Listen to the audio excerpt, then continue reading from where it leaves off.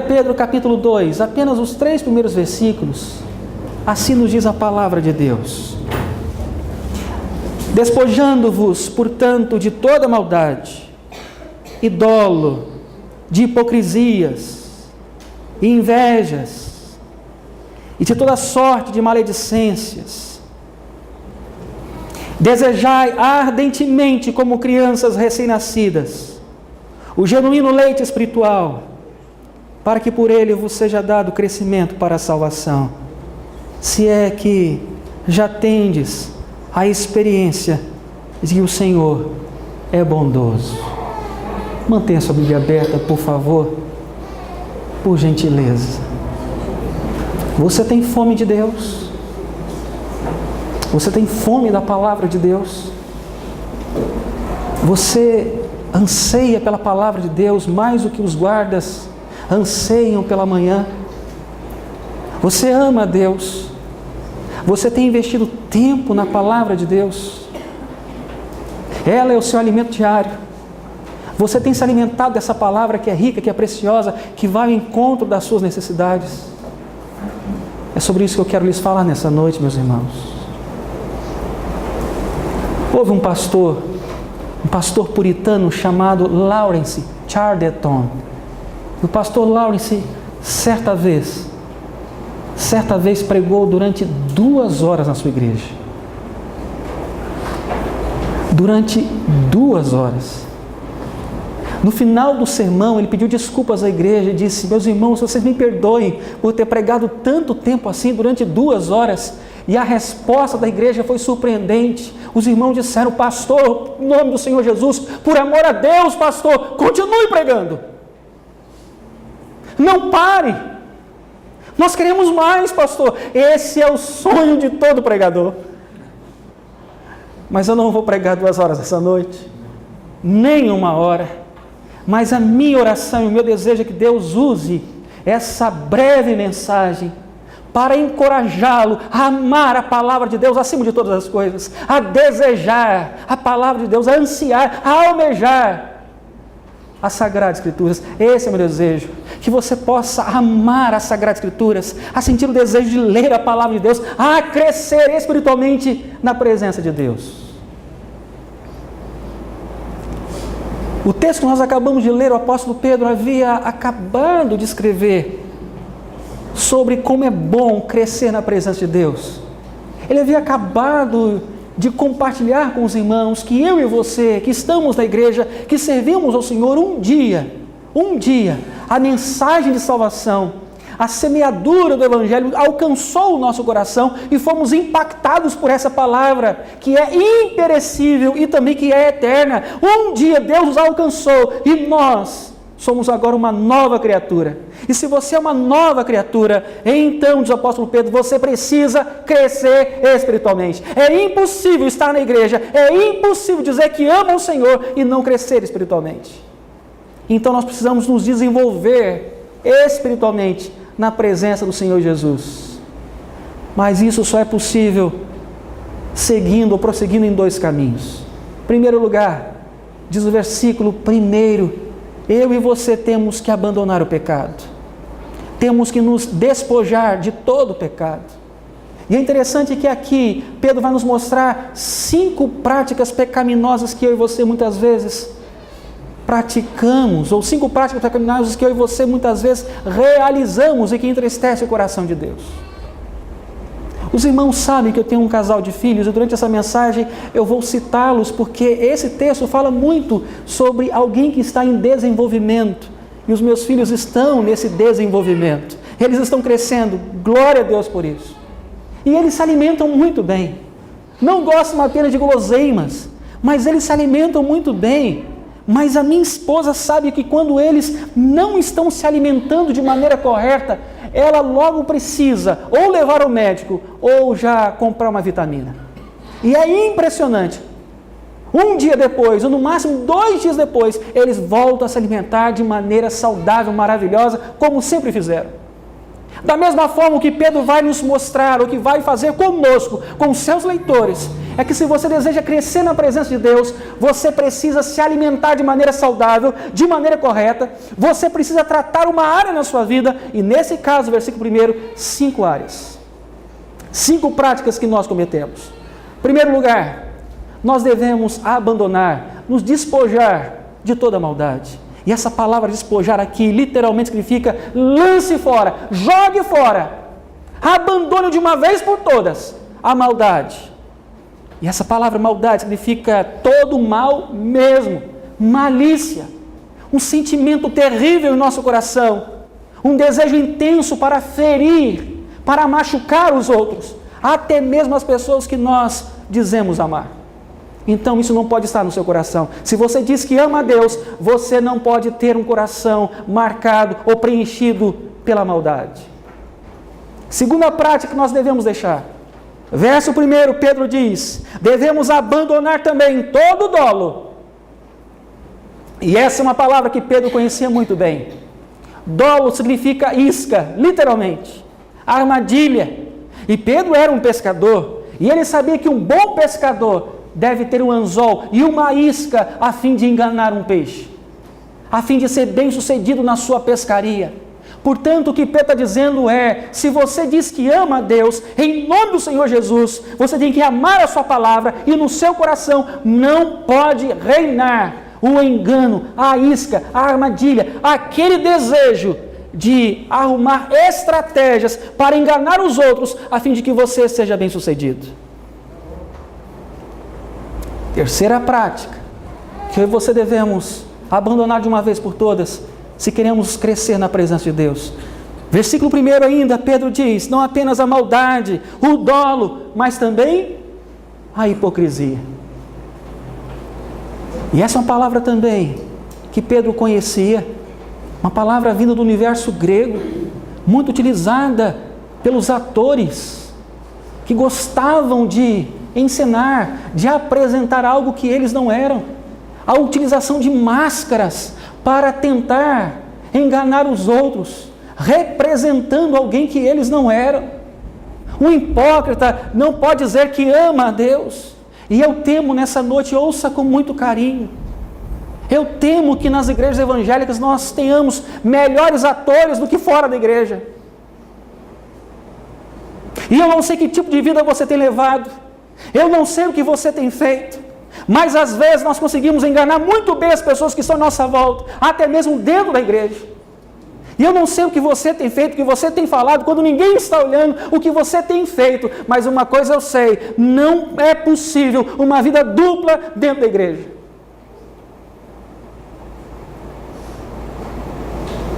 Se você ama a Deus, você tem que amá-lo de maneira genuína. Se você foi transformado por essa palavra de salvação, você deve agir de acordo com essa palavra. É impossível dizer que ama a Deus e servir a dois senhores, ou viver uma vida dupla. Terceiro pecado que devemos abandonar, diz o apóstolo Pedro: não apenas a maldade, não apenas o dolo, não apenas a hipocrisia, mas também toda a inveja. Inveja é um veneno. A inveja é capaz de reinar em nosso coração e de nos tornar uma pessoa rabugenta, uma pessoa amargurada, uma pessoa receosa, uma pessoa insuportável. Inveja, uma pessoa invejosa é aquela que quer tomar o lugar do outro. A inveja nada mais é do que ouvir ou ver o sucesso dos outros e ficar incomodado com isso. A inveja destrói, a inveja mata, e é por isso que nós temos tantas famílias despedaçadas, brigando na justiça por inveja uns dos outros. E eu não sei se o seu coração é assim, mas ele não pode ficar assim. Então, em nome do Senhor Jesus, peça a Deus nessa noite para tratar essa inveja e fazer de você uma pessoa melhor para a honra e para a glória de Deus. Em quarto lugar, não apenas a maldade do versículo 1, não apenas o dolo, nem hipocrisia, nem inveja, mas em último lugar, toda a sorte também de maledicência. Você sabe o que é maledicência? Essa é uma palavra muito interessante. Se você puder, você pode grifar aí na sua Bíblia. É uma palavra que na língua grega quer dizer literalmente catalalia. Pronto, gravou? Pode escrever? Vai lá, catalalia. É uma palavra que a nossa língua portuguesa chama de onomatopeia. O que quer dizer isso, pastor? A aula de português hoje não. Já chega, amanhã, segunda-feira. Mas a ideia de uma palavra onomatopeia é aquela palavra, por exemplo, tic-tac. Você lembra de quê? De um relógio. E essa palavra catalalia na língua grega literalmente significa falar baixinho de outro, caluniar, zombar, mentir, contar uma fofoca. Então era mais ou menos assim, quando alguém conversava com outro e a pessoa saía, então aquele que ficou falava catalalia. Ele começava a balbuciar coisas equivocadas da pessoa que saiu, mas quando a pessoa estava na frente dele, ele dizia apenas coisas maravilhosas. Mas quando a pessoa saía, ele fazia apenas calúnias. Na frente é uma bênção, por trás um acusador. Você conhece alguém assim? Eu espero que essa pessoa não esteja na igreja, porque a igreja é o local de pessoas que queiram ser tratadas por Deus. Então nessa noite, em nome do Senhor Jesus, peça para Deus hoje: Senhor, tire do meu coração toda maldade, tire do meu coração todo dolo, tire do meu coração toda inveja, toda hipocrisia e toda maledicência, toda calúnia. Tira para a honra e para a glória do Senhor. Tira, meu Deus, trata, me ajuda a tratar isso. Eu não sei você, mas se existe um legado para mim que a Copa deixou, foi o meu filho gostar mais de futebol. E ele está amando futebol. E eu estou amando isso, porque eu também gosto. E aí eu já comprei uma bola para ele, já comprei um calção, um tênis, e ele escolheu tênis. É um tênis igual a chuteira do Oscar, que não jogou nada na seleção, mas é igual a chuteira do Oscar. E nós vamos jogar, e nós vamos brincar, e ele está lá com aquele jeitão lá, e ele agora um desses dias falou assim: pai, vai ter um futebolzinho na televisão hoje? Falei, menino, está mudado. Um dia desses ele estava assistindo Joinville e ABC. Falei, filho, aí é difícil, hein? E nós vamos brincar, e o primo está lá no gol, e eu e ele jogando e tal, eu jogo para ele, ele chuta e grita: gol do Vasco! Eu fiz isso mesmo, meu filho, aprendeu com o pai, que coisa boa, gol do Vasco. E de repente, quando ele faz um gol, ele cospe no chão, e faz outro gol, e cospe no chão. E a mãe dele perguntou: por que você está cuspindo no chão? Porque o jogador de futebol faz isso.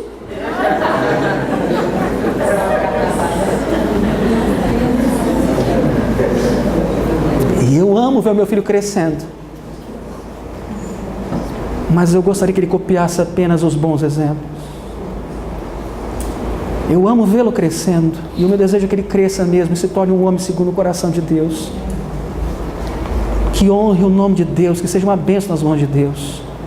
Mas eu também sei que se ele quiser e desejar crescer na presença de Deus, ele precisa abandonar toda a maldade, todo o dolo, inveja, hipocrisia e toda a maledicência.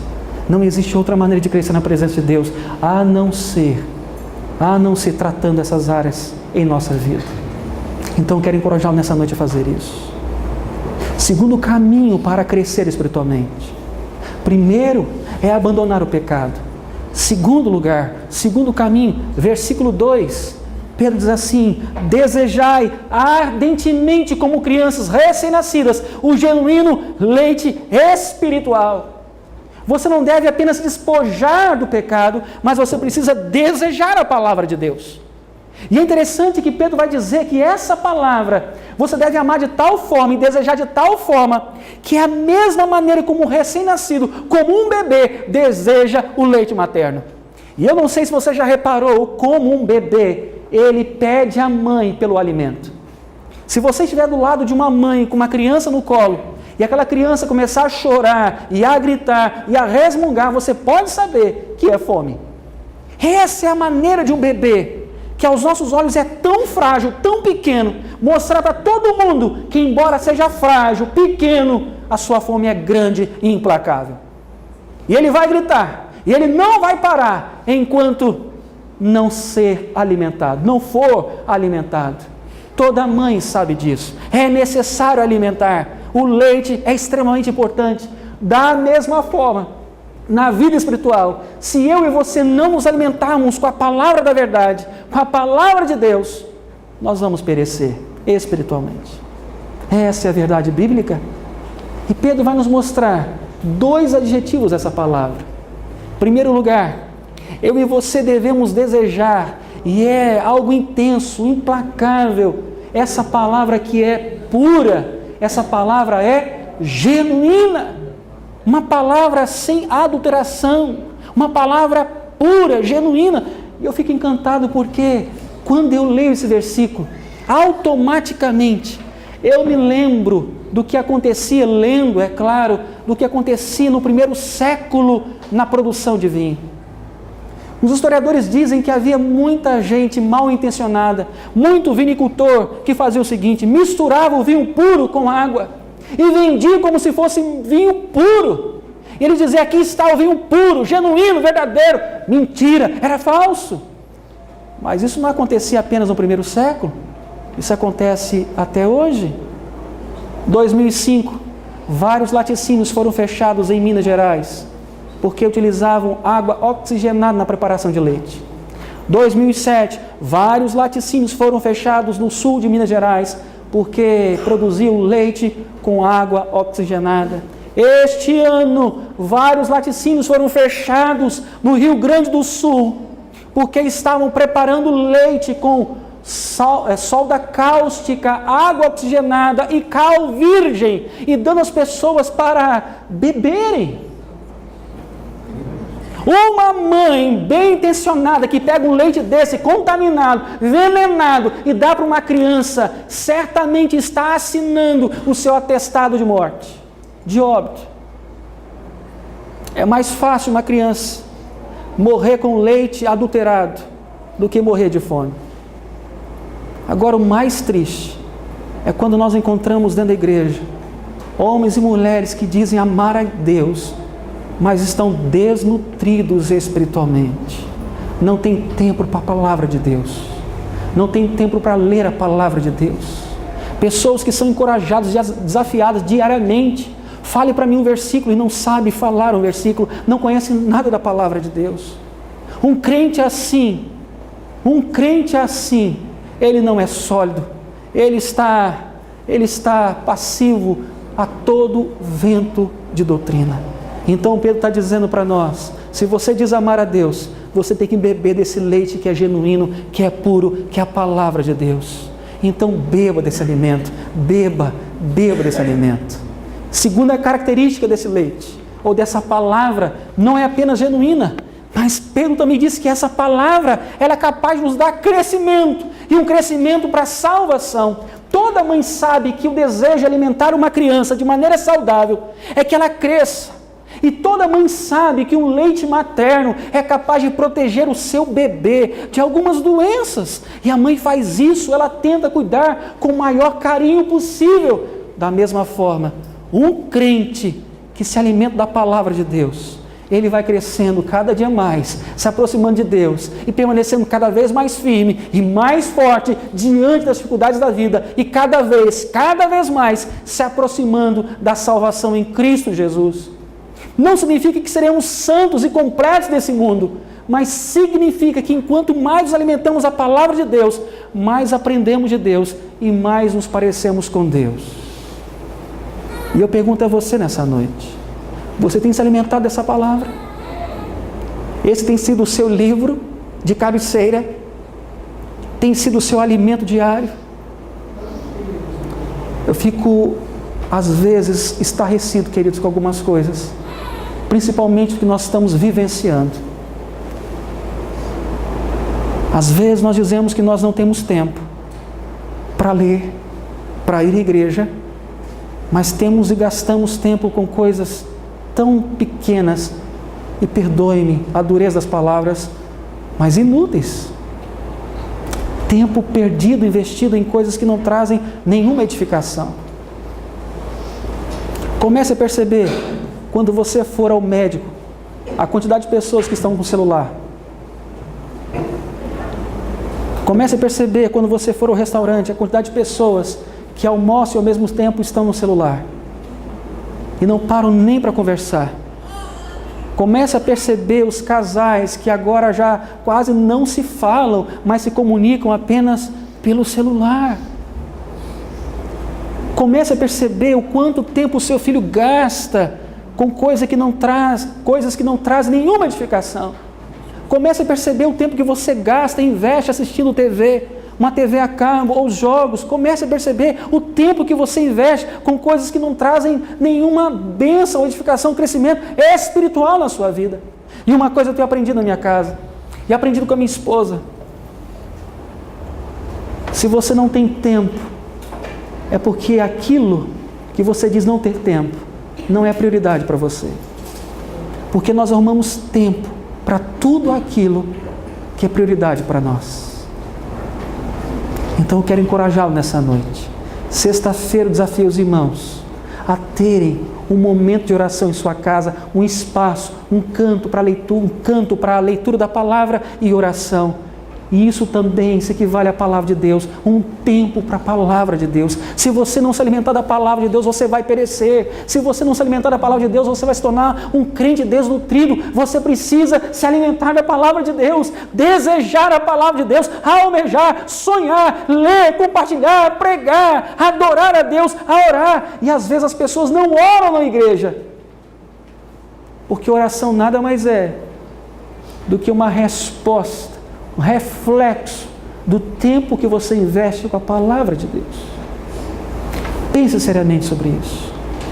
Mas Pedro diz mais, versículo 3: se você já teve a experiência de que Deus é bom, então se alimente dessa palavra. Se você sabe que Deus é bom, se você sabe que Deus já fez coisas maravilhosas na sua vida, então se alimente dessa palavra. Se você sabe que Deus responde a sua oração, se você já experimentou Deus, então leia a palavra de Deus, se alimente dessa palavra, diz o versículo 3. E quando a gente prova algo que nós gostamos, nós queremos voltar e fazer novamente. Terça-feira eu tive a alegria, pela primeira vez, de pregar em um estúdio, em um programa de rádio.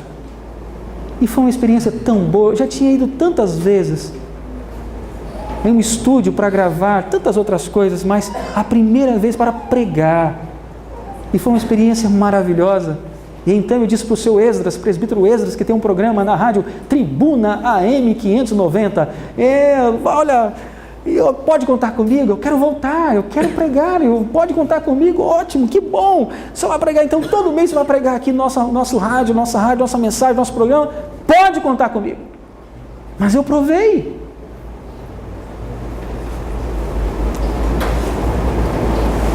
Eu tenho um problema todas as vezes que eu saio com os meus filhos. Daniel só quer McLanche feliz. E Júlia só quer feijão com arroz. Quer agradar o coração da minha filha, prepara um prato de polenta para ela. Papai, eu quero arroz, quero feijão e carninha. Preferência picanha. Não, brincadeira. Mas tem que ter carninha. E aí vocês imaginam a cena. Achar sábado à noite feijão com arroz no shopping. E aí nós vamos passear, eu tenho que procurar. Mas o que eu fico mais intrigado é que eu coloco a pizza assim na boca dela, não gosto, não quero, mas ela nunca provou. E eu tento dar um lanche para ela. É claro que eu dou graças a Deus que ela come arroz e feijão e polenta e carninha, mas eu tento dar um lanche para ela, ela diz, não quero, não gosto. Mas como você não gosta? Lasanha? Não quero, não gosto. Eu quero papá. Papá é arroz e feijão. Mas filha, você nem provou. Tem que provar, tem que experimentar. E quanta coisa ela perde. Quantos sabores. quantos pratos maravilhosos, simplesmente porque ela não quer provar.